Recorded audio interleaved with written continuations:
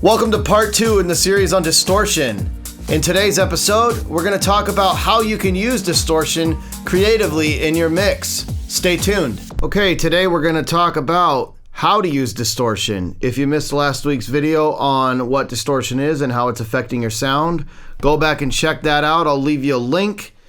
So, how you can use distortion is very, touchy topic. I mean, there's a few different things you can do. You can use distortion unintentionally and cause problems, which could be accidental, I guess you could say, by overdriving signals.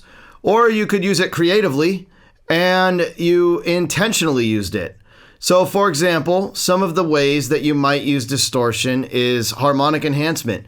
Like we saw in the last video, you're getting a bunch of extra harmonics, whether they be odd harmonics or even harmonics, depending on the different type of distortion you use, the different unit, the different plugin, the different settings. They can all give you different types of harmonic content in addition to your original signal. Another thing you can do with distortion is you can give it a vintage or a lo-fi sound. Like, for example, if we use the tape plugin that we used in the last video, we can get more of a vintage vibe, a tape saturation, and that gives it some character. So maybe if you've got this like cool acoustic part or this folk type, riff or song or section, whatever it is, you can kind of put the tape plugin on and give yourself that analog emulation. And it doesn't just have to be tape plugin. You could run it through tape if you have the ability to run it through reel to reel, or just play around. Another thing that we saw distortion can do is give you almost a gentle compression.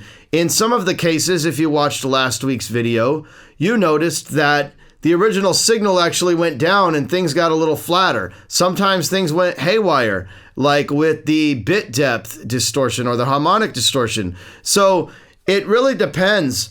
And lastly, one of the things you can use distortion to do is to fill in space.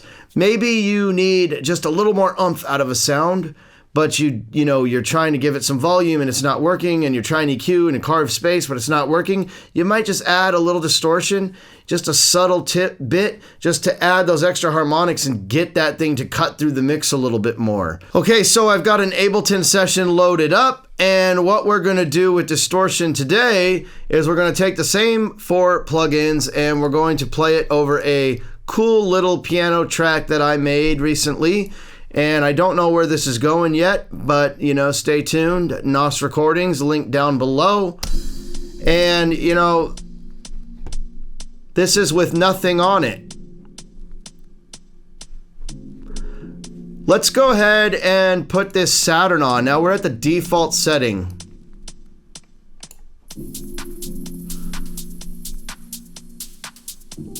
And I'm going to go ahead and take this spectrum analyzer and bring it in as well.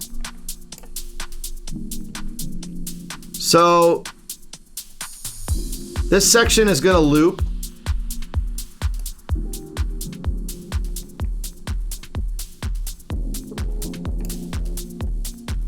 As you can see, I'm losing that kick by bringing up this drive.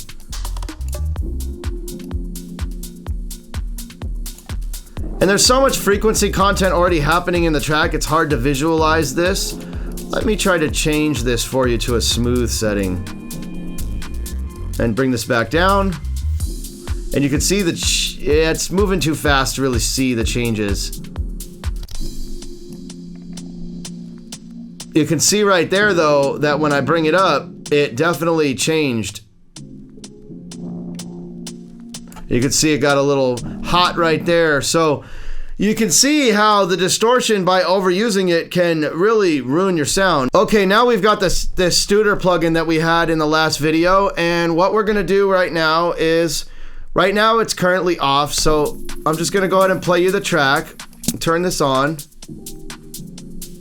And let's get this tape on. Listen to that.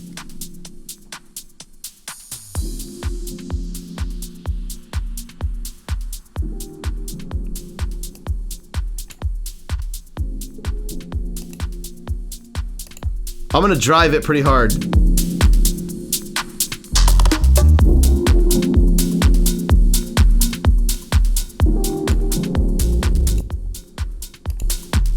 And you can gain stage it. Let's turn it down.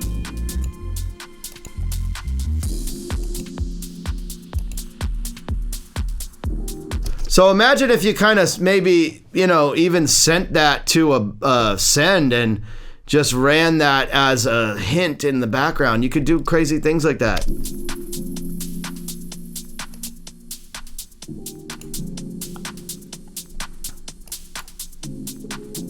I like that. Listen to that, it's giving it some groove.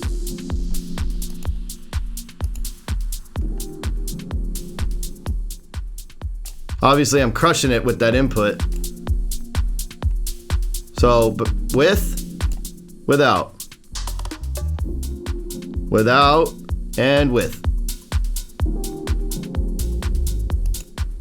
Now, if you really want to test this stuff, you really got to level match. So, when you get those volume boosts, your brain's going to fool you to thinking it's always better. And that's part of what the distortion is doing. It's adding that extra harmonic. So, you got to play with this stuff and be very tasteful. Moving into the bit reduction, this one's going to mangle the sound, as you know.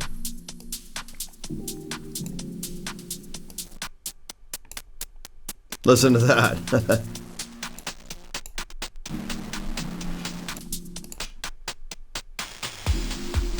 So with this one, you can get that lo-fi sound, Just add a little bit of character. Maybe automate this as an effect.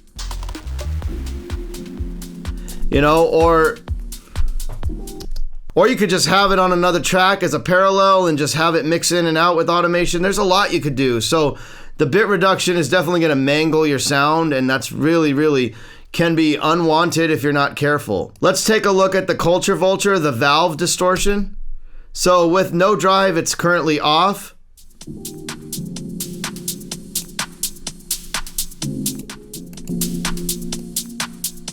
And here we'll try to get the drive to match.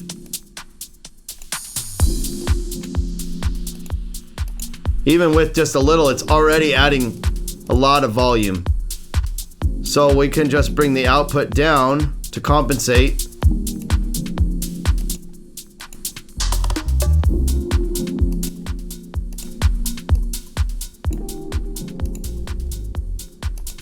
Listen to the kick drum on that one. And I'm doing this on the whole mix. I'm not doing this on individual instruments. I highly recommend that you be doing this on individual instruments or maybe a bus. Say, for example, if you wanted to add a tiny bit of distortion on your drum bus, your bass. I'm actually doing this on the whole mix to really give you that audible difference. Let's try the distortion type. Ooh, that's nice. And this has a mix knob too. I mean, I could drive this thing. It even has an overdrive. And then mix down. It's a little much. All right, here it is with it off. Let's try to level match that. And on.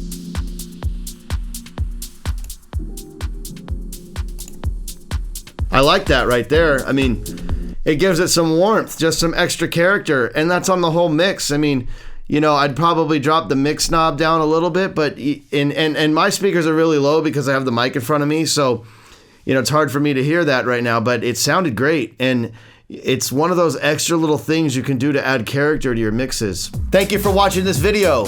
If you enjoyed it, be sure to hit the like button, subscribe to my channel, and the bell notification will keep you up to date.